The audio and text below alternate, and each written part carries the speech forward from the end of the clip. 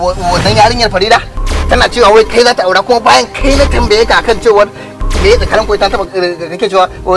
ba kuma tsakanin ku gumba ba ka so to ai mana Farida inda gumba wani zo ku kuma ban ki san gani ai he musa a jiya wannan zo na musamman ne soyayya ce ta kawo ni zuwa gurin ki malama Farida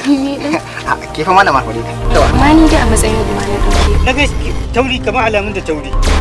duba dai sosai nama ne ba ƙorin mai dawa bane wannan wani kuma da kai sarkin bawa to amma manta kai an yi haihuwa a gidana zanin mai jegon ne ba nama bane ka je inda zaka saya ka je inda ka sai mai turare na Farida ka tattara ina ka bar wannan yarinyar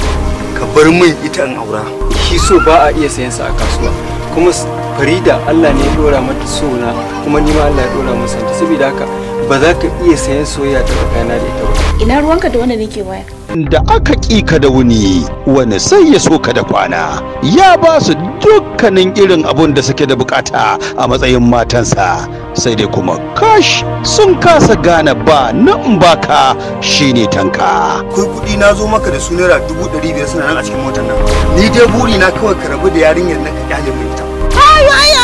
ai gaba ta kai ni ai ba komai idan angulu ta biya bukata zabo ko ya tafi da doransa na Farida daga kamfanin Gamoji Entertainment shi yasa san da nake miki kullum yake karuwa cikin zuciya kai wani irin maye ne wai dan Allah ke kuma dakata ban zo kanki ba ina zuwa me haka ne dan Allah da Annabi idan san sa kike ki je na bar miki shi ka nemi din makarantar da kake so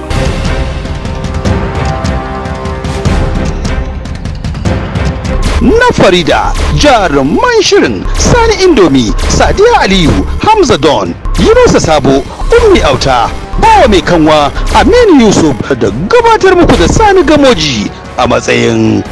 na Farida labari da kuma tsara shi Nura M Sani shiryawa Sani Indomi ba da umarni Sani Gamoji na Farida shirin zai rika zo muku a duk ranar Asabar da misalin karfe 8 na dare a tashar Gamoji TV da kuma Arewa 1 TV na Farida.